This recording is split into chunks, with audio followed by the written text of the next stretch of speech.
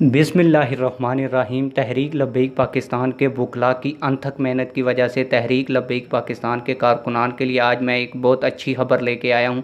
क्योंकि लोग मुझे रोज़ाना कमेंट्स करते थे, भाई बताएं कि तहरीक लब्बैक पाकिस्तान के जो कारकुनान धरने में गिरफ़्तार हुए थे, लाहौर में काफ़ी बड़ी तादाद को गिरफ़्तार किया गया था, उनमें से कितने लोग रिहा हुए हैं, कितने लोग गिरफ़्तार हैं अभी तक।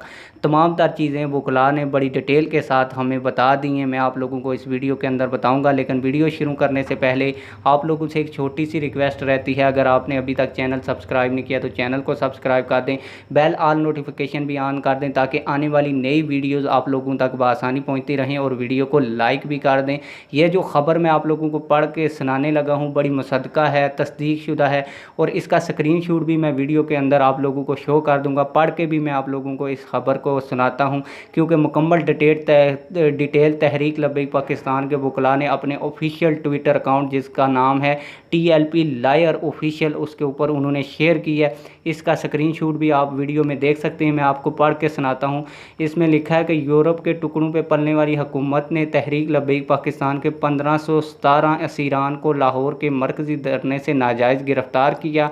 अल्हम्दुलिल्लाह 1317 असीरान की ज़मानत के बाद रिहाई हो चुकी है, यानी कि 1317, और अभी 200 कारकुनान अभी भी बाकी हैं जिनकी रिहाई नहीं हुई।